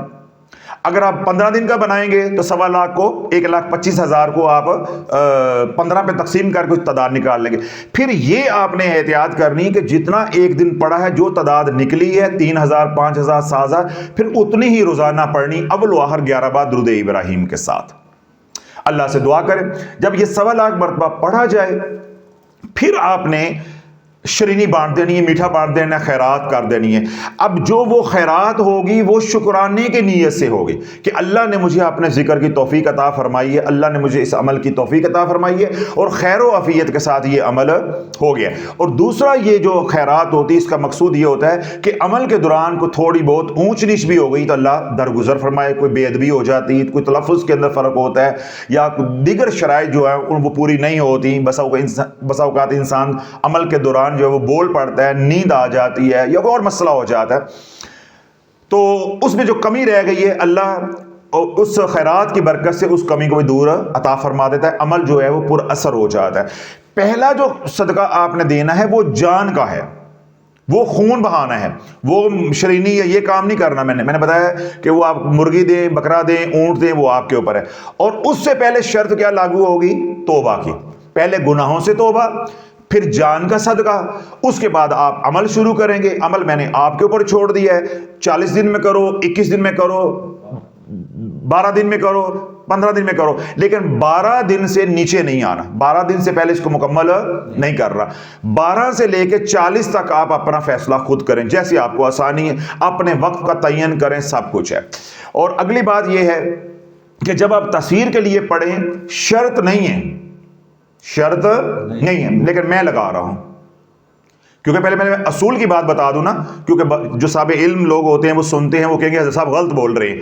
شرط نہیں ہے، میں خود لگا رہا ہوں۔ کیا لگا رہا ہوں؟ کہ حصار کے بغیر اسے بھی نہیں پڑھنا۔ شرط یا رحمان یا رحیم تاثیر کے لیے جب پڑھا جائے تو حصار شرط نہیں ہے۔ میں کھل کے کہہ رہا ہوں کہ کوئی اہل علم سن رہے ہوں تو ان کو میں واضح کر دوں کہ یہ شر کا دور ہے، گناہوں کا دور ہے۔ پڑھنے والا جادو کا مریض بھی ہو سکتا ہے، پڑھنے والا رجت کا مریض بھی ہو سکتا ہے جس کو معلوم نہیں ہے کہ رجت کیا ہے، پڑھنے والا گناہ گار بھی ہو سکتا ہے، ٹھیک ہے، پڑھنے والا کسی بھی حال کے اندر ہو سکتا ہے۔ تو کوئی بھی کمی ہوگی تو شیطانیت جو ہے وہ ٹوٹ پڑتی ہے۔ تو آج کے دور میں کوئی بھی عمل کرو، جب اس کی تعداد بڑھے تو حصار کے بغیر میں کیا کہتا ہوں کہ نہ کرو۔ تو آپ نے حفظ ما تقدم کے طور پہ حصار کرنا شرط نہیں ہے، لیکن میں یہ کہوں گا کہ جب میرے کہنے پہ کرنا ہے تو پھر یہ شرط ہے، آپ نے حصار خضری عمل کا ضرور کرنا ہے۔ خضری عمل جن حضرات کو معلوم ہے انہیں تو معلوم ہے، جن کو معلوم نہیں، جو آج پہلی بار یہاں تشریف لے کر آئے ہیں یا سوشل میڈیا پہ سن رہے ہیں پہلی بار، ہمارا جو آفیشیل چینل ہے آرزو، اس پہ جائیں، وہاں خضری عمل کا تھمبنیل دیکھیں، وہاں سے وہ سنیں، 8-10 منٹ کا بیان ہے کہ خضری عمل کے اندر کیا کیا پڑھا جاتا ہے۔ تو پہلے آپ خضری عمل کا حصار کریں گے، اس کے بعد آپ یا رحمان یا رحیم جتنی تعداد آپ نے اس کی تعین کی ہوئی ہے وہ آپ پڑھیں گے۔ 12 دن میں مکمل کریں، 15 میں، 21 میں، یا زیادہ سے زیادہ 40۔ آج 40 دن کا عمل یا 1.25 لاکھ کا عمل آج مکمل ہو گیا ہے۔ اب آپ شرینی بانٹیں گے اظہار تشکر کے طور پہ، شکرانے کے طور پہ۔ اب آپ نے یہی یا رحمان یا رحیم، یا رحمان یا رحیم، اس کو آپ نے 313 بار روزانہ پڑھتے رہنا ہے، روزانہ پڑھتے رہنا ہے۔ پھر کوئی قید نہیں ہو گئی کہ آپ صبح پڑھیں، رات کو پڑھیں، بغیر وضو کے پڑھیں، چلتے پھرتے پڑھ لیں، نماز کے بعد پڑھ لیں، لیکن جو تاثیر کے لیے پڑھنا ہے اس کے ایک وقت کا آپ نے تعین کرنا ہے۔ میں نے ساری باتیں وہ آپ کے اوپر چھوڑی ہیں، صبح پڑھیں، رات کو پڑھیں، لیکن جو وقت رکھ لیں گے پھر اسی وقت پہ پڑھنا ہے۔ جتنی تعداد کا تعین کر لیں گے اتنی پڑھنی ہے، کم زیادہ نہیں کرنا۔ لیکن جب آپ کا عمل مکمل 1.25 لاکھ کا ہو جائے گا، جو بقیہ 313 تکرار کرنی ہے ساری زندگی کے لیے، اس کے لیے پھر کوئی شرط نہیں ہے، نہ وضو کی شرط ہے، نہ پاکی نہ پاکی کی شرط ہے۔ اب اللہ بولو یہ بن جائے گا اب آپ کا اس میں اعظم، یہ بن جائے گا آپ کا اس میں اعظم۔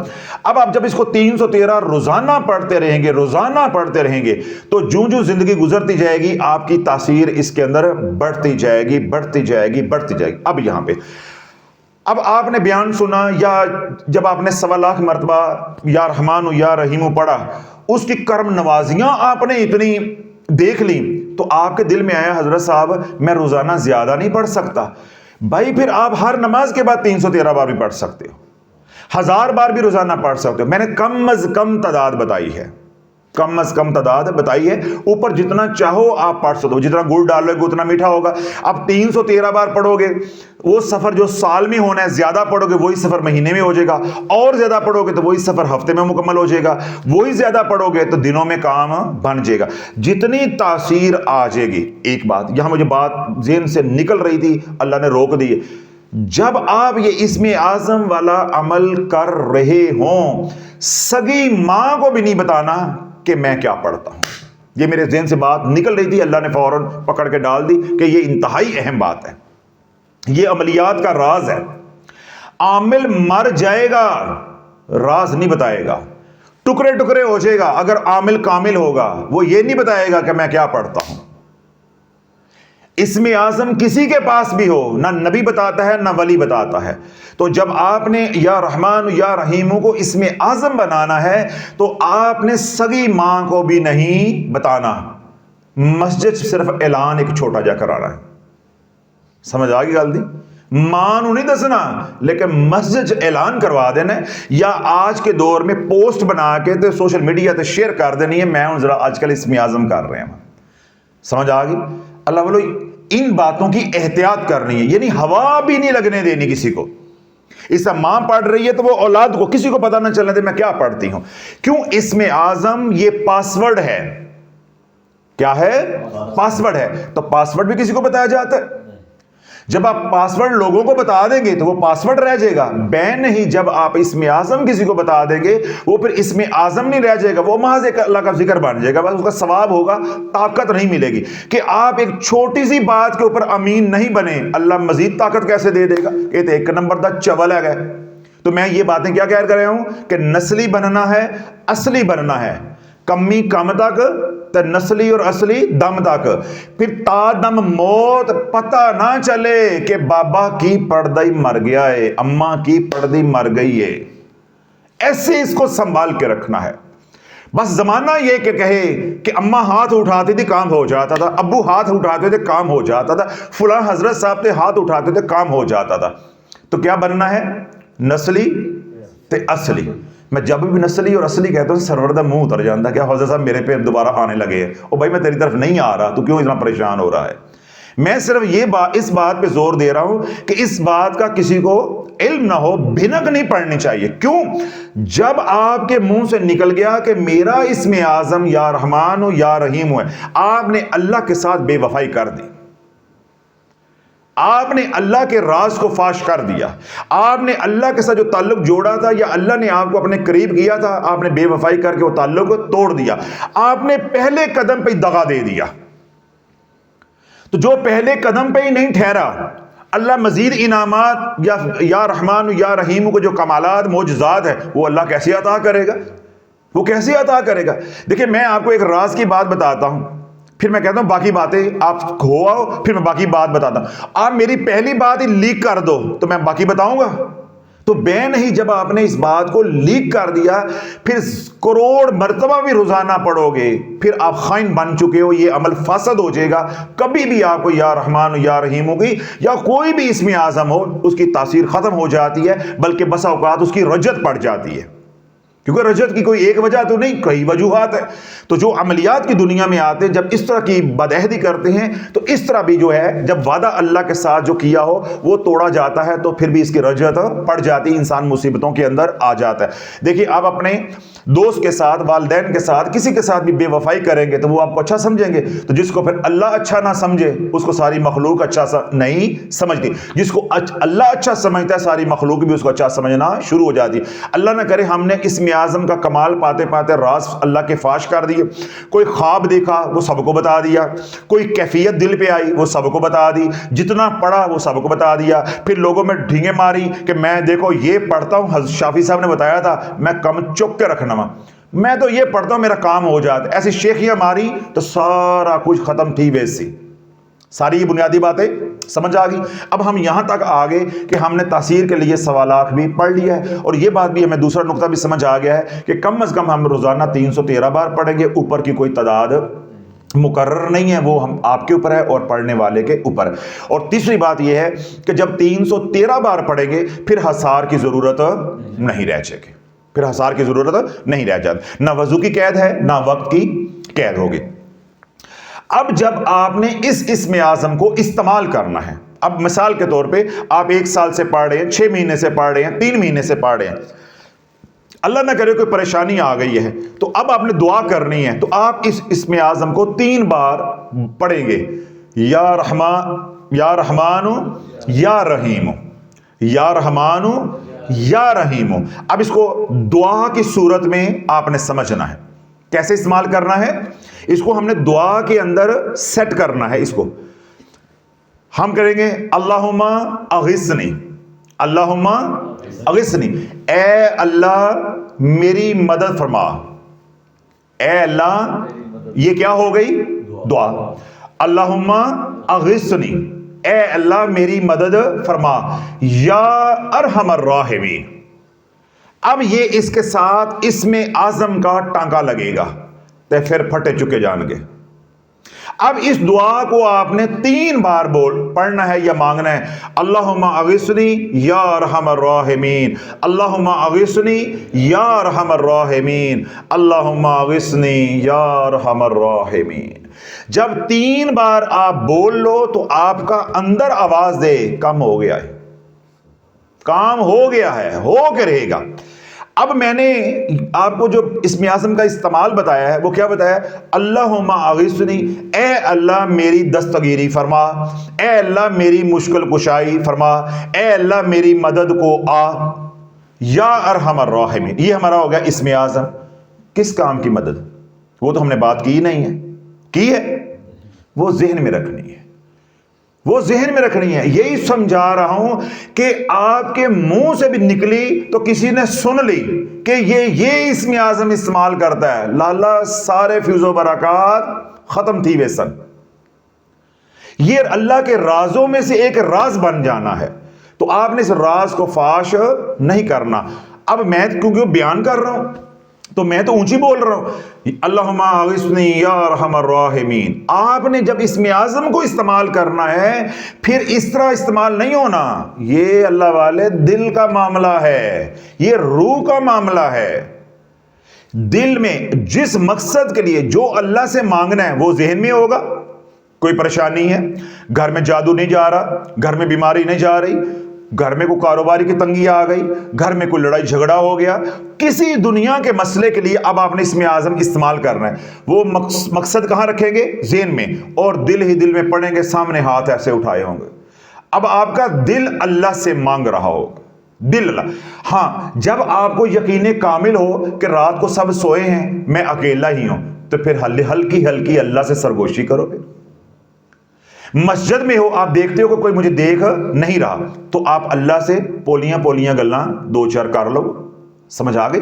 اور جو ہی آپ اسم اعظم پڑھیں گے، میں آپ کو نشانی بتا رہا ہوں، جب اس کی تاثیر آپ کے پاس آ جائے گی، 3 بار جب آپ پڑھو گے، یعنی یا ارحم الراحمین یا ارحم الراحمین یا ارحم الراحمین، یا پوری دعا پڑھو گے، اللہم اغثنی یا ارحم الراحمین، اللہم اغثنی یا ارحم الراحمین، اللہم اغثنی یا ارحم الراحمین، یہ آپ کے اللہ کے ساتھ جڑنے کی جو علامت ہوگی، آپ کے اوپر رقت آئے گی، آپ کے جسم کے اندر ایسے ہوگی ایک ٹھنڈی لہر دوڑے گی، یا آپ کے اوپر کپکپی آئے گی، یا آپ کی آنکھوں میں آنسو آ جائیں گے، یا آپ کا جسم کا کوئی حصہ پھڑکے گا۔ یہ ہر بندے کے ساتھ علامات یا کیفیات مختلف ہوتی ہے، اس کا کوئی اصول بیان نہیں کیا ہے، یعنی کوئی نہ کوئی ایسی کیفیت اللہ آپ کو عطا کر دے گا۔ یہ اللہ کی طرف سے پاسورڈ ہوگا کہ میں تیری طرف متوجہ ہوں، یہ علامت ہے۔ جب یہ علامت ظاہر ہوگی آپ کو پتہ چل جائے گا کہ کام ہو گیا ہے۔ یعنی بندہ آپ کے پاس بیٹھے، آپ نے دل ہی دل میں 3 بار پڑھنا ہے، اللہم اغثنی یا ارحم الراحمین، اللہم اغثنی یا ارحم الراحمین، اللہم اغثنی یا ارحم الراحمین۔ دیکھ آپ اس کی چہرے کی طرف رہے ہیں، دیکھ اسے رہے ہیں، لیکن اندر دل کی طرف متوجہ ہے رب کی طرف۔ تو یہ اس کے استعمال کا طریقہ ہو جائے گا۔ دن میں 50 مرتبہ اس کو استعمال کریں، دن میں 5000 مرتبہ اس کو استعمال کریں، یہ پھر آپ کے اوپر ہے۔ لیکن جب بھی استعمال کرنا ہے اپنے اور کسی کے بھلے کے لیے استعمال کرنا ہے، کیوں اللہ نے آپ کو امانتوں کے اوپر امین بنایا ہے۔ ساری باتیں سمجھ آ گئی۔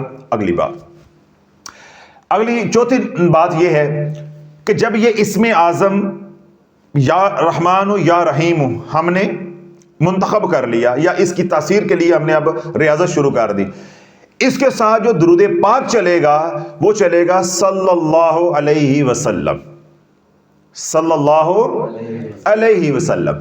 کیوں میں یہ جو نظام بتا رہا ہوں یہ یونیورسل ہے کہ دنیا کا ہر بندہ سلسلہ عالیہ قادریہ شافیہ سے فیض پائے۔ کوئی یہ نہ کہے کہ یہ اس نام کا ہے، یہ اس نام کا ہے، میرا نام تو یہ ہے، میری گھڑی تو یہ ہے، میری ڈیٹ آف برتھ تو یہ ہے، یا میرا ذائچہ یہ ہے، یا میرا ستارہ یہ ہے، وغیرہ وغیرہ۔ تو آج ہم بات کر رہے ہیں یونیورسل سسٹم کی، ٹھیک ہے؟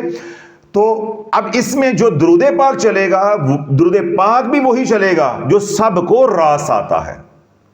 جس طرح اسم اعظم ہمارا یونیورسل ہے، ایسے ہی ہمارا درود پاک بھی یونیورسل ہوگا. سمجھ آ گئی؟ اب بعض لوگ ہیں ان کو نفع ہوتا ہے درود خضری سے، بعض لوگ ہیں انہیں نفع ہوتا ہے درود شافیہ سے، بعض لوگ ہیں انہیں نفع ہوتا ہے درود تاج سے. لیکن صلی اللہ علیہ وسلم یہ ایسا درود پاک ہے کہ نیچے سے لے کے اوپر تک ہر عمر کا بندہ اس سے نفع اٹھاتا ہے. جیسے ہمارا اسم اعظم یونیورسل ہے، ایسے ہی ہمارا درود پاک بھی یونیورسل ہوگا.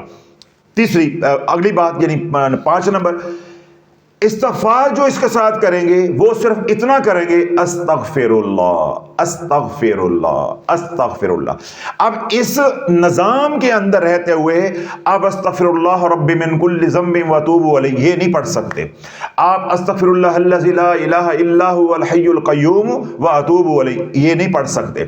اگر یہ ان دو میں کوئی سید الاستغفار آپ نے پڑھنا ہوگا تو آپ زیادہ سے زیادہ ایک تسبیح سنت سمجھ کے کر سکتے ہیں، لیکن ریاضت نہیں کر سکتے. کیوں؟ پھر یہ نظام دوبارہ مقید ہونا شروع ہو جائے گا، یہ یونیورسل نہیں رہے گا. مثال کے طور پہ ایک آدمی ہے وہ استغفر اللہ الذی لا الہ الا هو الحی القیوم واتوب الیہ یعنی سید الاستغفار پڑھتا ہے. وہ اب اس کا جو مزاج ہے وہ آتشی ہے. اس کا مزاج کیا ہے؟ آتشی ہے. وہ تو کام ہی خراب ہو جائے گا، یہ میرے سارے بولنے کا فائدہ ہی نہیں ہوگا. اس کو تو پہلے غصہ آتا ہے، تو جب وہ یہ والا ورد کرے گا تو یہ جو کچھ اوپر پڑھ کر آ رہا ہے یہ سارا رحمت کا اور جمالی نظام ہے. تو درمیان میں جلال کو ٹھوک دے گا تو میری کیتی کرائے تو پانی پھیر کر رکھ دے گا. تو ایک تسبیح کی گنجائش ہے اگر وہ کرنا چاہے، وہ کوئی بھی کر سکتا ہے. اللہم اغفر لی پڑھ سکتا ہے، ربنا اغفر لی پڑھ سکتا ہے، ٹھیک ہے. اس طرح استغفر اللہ الذی لا الہ الا هو الحی القیوم واتوب الیہ پڑھ سکتا ہے. استغفر اللہ رب من کل ذنب واتوب الیہ پڑھ ایک تسبیح. لیکن اگر کوئی زیادہ استغفار کرنا چاہتا ہے یا یوں پڑھنا چاہتا ہے کہ میں درود کے ساتھ استغفار پڑھوں تو پھر وہ یوں ہی پڑھے گا صلی اللہ علیہ وسلم استغفر اللہ صلی اللہ علیہ وسلم استغفر اللہ. اس کی تعداد کم از کم 1000 مرتبہ صبح اور 1000 مرتبہ شام ہوگی. جب تک درود پاک نہیں پڑھا جائے گا اللہ کے کسی بھی نام کے، چاہے وہ جمالی ہے چاہے وہ جلالی ہے، اس کے انوار و تجلیات کو، فیض و برکات کو سنبھالا یا پچایا نہیں جا سکتا. یہ جو ہمارے لوگ اجڑے ہیں یا جنہوں نے اجاڑا ہے اس امت کو، وہ کون تھے کہ انہوں نے نہ شرائط بتائی نہ طریقہ کار بتایا. اور مجھے آج کہتے ہیں حضرت صاحب آپ وظائف سے روکتے ہیں تو پھر آپ ساتھ وظیفہ بھی بتاتے ہیں. میرا دل کرتا ہے یہ میرے سامنے ہو نا تو پالما لمیا انہوں میں، پھر میں ان کو کہوں کہ بتاؤ جس طرح میں بتا رہا ہوں تم کوئی اپنا ایک بیان لے کر آؤ سوشل میڈیا پہ کہ جس نے اسم اعظم کا یہ طریقہ آپ کو پورا بتایا ہو، یا جو بھی عمل میں بتاتا ہوں کہ پوری شرائط ساتھ بتا رہا ہوں کہ بھئی اس طریقے سے آپ نے کرنا ہے. تو جب ان شرائط کے ساتھ کرو گے تو انشاءاللہ نفع ہی نفع ہوگا. نقصان تو تب ہو رہا ہے کہ ہم نے شرائط نہ پوری کی. میں نے بات کہاں سے شروع کی ہے؟ توبہ سے. کہاں سے شروع کی ہے؟ توبہ سے. جان کا صدقہ، ظاہری طور پہ پاک ہونا ہے، باطنی طور پہ پاک ہونا ہے. پھر میں نے تعداد بتائی ہے، اتنے دنوں میں پڑھو اتنے دنوں میں پڑھو. پھر میں نے شرط لگائی ہے حصار کر کے پڑھنا ہے. پھر مکمل ہونے پہ میں نے شرط لگائی ہے کہ خیرات کرنی ہے. پھر میں نے شرط لگائی ہے کہ اس کی تکرار میں 313 کم از کم پڑھنا ہے. پھر میں نے شرط لگائی ہے اس کے ساتھ درود پاک بھی یہ چلے گا، کوئی اور نہیں چلے گا. پھر میں نے شرط لگائی ہے اس میں استغفار بھی یہ چلے گا، کوئی اور نہیں چلے گا. پھر میں نے شرط لگائی ہے کہ درود پاک و استغفار کو جوڑ کے پڑھنا ہے 1000 بار صبح 1000 بار شام. پھر میں نے شرط لگائی ہے کہ ساری زندگی گناہوں سے بھی بچنا ہے اور اپنے راز فاش نہیں کرنے، خواب آئیں وہ کسی کو بتانے نہیں ہیں، اسم اعظم کو باواز بلند استعمال نہیں کرنا. 1500 شرطیں میں لائیاں نے تو پھر عمل کیا ہے. تو اس کا کیا مطلب ہے کہ میں لوگوں کو سکھاؤں بھی نا. اب ہم لوگوں کے وظائف بند کر رہے ہیں تو ہمارا بند کرنے کا مطلب یہ ہے کہ اگر کوئی سیکھنا چاہتا ہے، عملیات کی دنیا میں آنا چاہتا ہے، روحانیت کی دنیا میں آنا چاہتا ہے تو اس کو کون سکھائے گا؟ یہ جو اللہ نے ہمیں عطا کی ہے ان کا ورچہ لے کے مار جی میں حکیم ہوں. یہ کام تو حکیم کرتے ہیں کہ اپنے بیٹے کو بھی نہیں دیتے، وہی پڑیاں بندے نالی کا بچ لے جاندے نے. تو ہم حضور کے غلام ہیں، ہم بخیل تو نہیں ہیں، لیکن ہم عوام کو روکتے ہیں کہ تم ان کاموں میں نہ آؤ. لیکن جو شوق رکھتا ہے، استعداد رکھتا ہے، اللہ کرنے والی روح ہے، روح سلیم ہے، تو وہ یہ پورا جو پروٹوکول ہے، جو پورا طریقہ کار ہے، اس کو کیا کرے؟ فالو کریں، اس پہ عمل کریں، تو انشاءاللہ آج ہم یہ سکھا رہے ہیں، کل ہم مر جائیں گے، جو سیکھنے والے ہیں وہ سیکھ جائیں گے، وہ ہماری جگہ پہ آ کے بیٹھیں گے۔ دنیا کا نظام تو یوں چلتا ہے۔ صرف ایک بات حضرت صاحب جی تسی سارے وظیفے بند کراندے ہو تو روز ویڈیو بھی اپلوڈ کر دیندے ہو، پھر جی تو روز روٹی کھانا ہے تو ایک دن ہی کھا لے، روز کیوں منگن لگ پینا ہے؟ پہلی ہضم ہو جاندی تو پھر منگن لگ پینا۔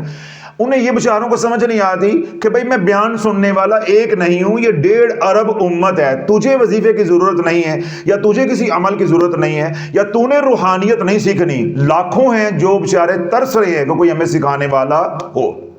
ہمیں پوچھو کہ ہم کیسے کتوں کی طرح ذلیل ہوئے ہیں، کتوں کی طرح۔ کتا لفظ بھی چھوٹا ہے، تو کوئی ہمیں ٹکر ڈال کے راضی نہیں تھا، ایک بات بتا کے راضی نہیں تھا، ایک بات بتا کے راضی۔ میں نے بتایا کہ میرے پاس کوئی لفظ نہیں ہے کہ جو میں اپنے لیے استعمال کروں، اس سے بدتر کوئی ایک لفظ ہوتا نا وہ بتا کے راضی نہیں تھا۔ تو اس طرح میں تو نہیں کہہ رہا کہ میں ہی ہوں، الحمدللہ حضور کی امت میں لاکھوں لوگ ایسے ہوں گے جو روحانیت کے لیے ترس رہے ہوں گے، لیکن ان کو رہنمائی کرنے والا نہیں ہوگا۔ تو اس لیے تمام باتیں سوچ کے اگر آپ اس میدان میں آنا چاہتے ہیں تو پھر آپ جو پورا میں نے سسٹم بتایا ہے، نظام بتایا ہے، اس کے اندر آپ نے رہنا ہے، پوری شرائط کرنی ہے۔ پھر آخری بات، اس کے ساتھ کوئی عمل اور نہیں کر سکتے۔ جس کو اس میں اعظم مل گیا پھر اس نے اور عمال کر کے کیا کر، پھر وہی بنیادی اعمال جو 5 بتاتا ہوں، جو میرے لیے بھی ہیں، آپ کے لیے ہے، جو اس میں اعظم کرے اس کے لیے بھی ہیں، جو نہ کرے اس کے لیے بھی ہے۔ 5 وقت کی نماز خضری عمل کے حصار کے ساتھ، سارا دن درود پاک، ایک تسبیح کم از کم استغفار کی، آنکھوں کی حفاظت، رزق حلال کمانے کی کوشش، بس۔ تو جو اس میں اعظم کا آج والا یہ نظام لیں گے تو وہ تو پڑھیں گے صلی اللہ علیہ وسلم استغفر اللہ، ان کے یہ 2 کام تو ویسے ہی ہو جانے ہیں۔ باقی انہوں نے نماز پڑھنی ہے۔ تو میرے حضور علیہ الصلوۃ والسلام کی جو تلقین ہے کہ امت کو میری غلامی والی زندگی سکھاؤ، تو وہ میں نے آپ کو کہا ہے 5 وقت کی نماز پڑھو، ٹھنڈی ٹھنڈی زندگی گزارو، ماں باپ کی خدمت کرو، اچھے مسلمان بنو، تاکہ لوگ آپ کو پوچھیں کہ تو کس کا مرید ہے، تو کس کا بیٹا ہے، تو کس کا مرید ہے۔ جب آپ کو لوگ یہ پوچھنا شروع کر دیں تو کس کا بیٹا ہے، کس کی بیٹی ہے، یا کس کا مرید ہے، تو اس دن سلسلہ عالیہ قادریہ شافعہ کی فتح ہے۔ ابھی تو ہم صرف آپ کو تیار کر رہے ہیں، تو جب آپ کے اوپر رنگ چڑھے گا، تو جب گھر گھر سے شافی کھڑکے گا تو مزہ تو اس دن آنا ہے۔ ہم تو اس دن کے انتظار میں ہیں، تو اسی کے لیے فیضان قادریہ شافعہ کو جو لٹا رہے ہیں کہ کوئی جولی بھرنے والا ہو، کوئی طالب مولا ہو، تو ان کے لیے تو اس عمل کی تمام حضرات کو اجازت ہے۔ میں نے پہلے بھی کہہ دیا ہے کہ 6 سال کا بچہ، 99 سال کا بزرگ، ہر کوئی کر سکتا ہے، مرد عورت، پڑھا لکھا ان پڑھ، سب کو اجازت ہے۔ جو سوشل میڈیا پہ سن رہے ہیں ان تمام حضرات کو اجازت ہے۔ بار بار اس بیان کے حوالے سے ایک بھی سوال آپ نہیں کریں گے، نہ ہم کو جواب دیں گے، نہ کومنٹ سیکشن میں جواب دیں گے، نہ واٹس ایپ پہ جواب دیں گے۔ پورا نظام یہ 10-15 منٹ کی بات تھی، میں نے 1.5 گھنٹہ لگا دیا سمجھاتے ہوئے۔ اس بیان کو بار بار آپ سنیں، مکمل سنیں، ہر سوال کا جواب ملے گا۔ اگر کوئی سوال بعد میں رہ بھی جائے گا تو اس کا جواب ہم درد چینل پہ دیں گے، انفرادی طور پہ کوئی جواب نہیں دیا جائے گا۔ واٹس ایپ کریں گے، آپ کا ڈیلیٹ کر دیا جائے گا۔ کمنٹ سیکشن میں اگر آپ کمنٹ کریں گے اسی بیان کے متعلق تو آپ کا کمنٹ بھی ڈیلیٹ کر دیا جائے گا، تاکہ وقت بچے، جو مستحق لوگ ہمارے انتظار میں ہم ان تک پہنچ سکیں۔ اور اگلی بات اس کے ساتھ یہ ہے، وہ تمام حضرات جو پہلے اپنے اپنے اعمال کر رہے ہیں، اس کا مطلب یہ نہیں ہے کہ وہ چھوڑ کے اب اس نظام میں آ جائیں گے۔ جہاں جہاں جو عمل کر رہے ہو، اللہ آپ کے اس عمل کو اس میں اعظم بنا دے، اللہ سے مانگو۔ اس طرح جو لوگ رجت کا علاج کر رہے ہیں، جادو کا علاج کر رہے ہیں، اب وہ کہیں جی حضرت صاحب ہم بھی کر سکتے ہیں۔ بھائی پہلے علاج کرو اپنا، پہلے کیا کرو؟ اپنا علاج کرو۔ جب آپ کا علاج مکمل ہو جائے گا، ہمیں تصدیق ہو جائے گی آپ ٹھیک ہو، پھر آپ یہاں آؤ گے ملتان چل کے، یا کسی بھی طریقے کا میرے ساتھ کوئی رابطہ ہوگا، میں خود اس کی تسلی کروں گا آپ واقعی رجت سے نکل آئے ہو، تو پھر میں اجازت دوں گا، اگر میرے سے لینی ہے۔ اگر سوشل میڈیا سے دیکھ کے آپ نے پڑھنا جیسے آپ کا مزاج بنا ہوا ہے تو بسم اللہ، سب کو اجازت۔ اللہ سونا ہماری اس کوشش کو، محنت کو قبول و منظور فرمائے۔ اللہ پاک جو ہے ساری امت کو سلسلہ عالیہ قادریہ شافعہ کے فیضان سے فیض یاب فرمائے۔ سبحان ربک رب العزت عما یصفون وسلام علی المرسلین والحمد للہ رب العالمین۔ اللہم صلی علی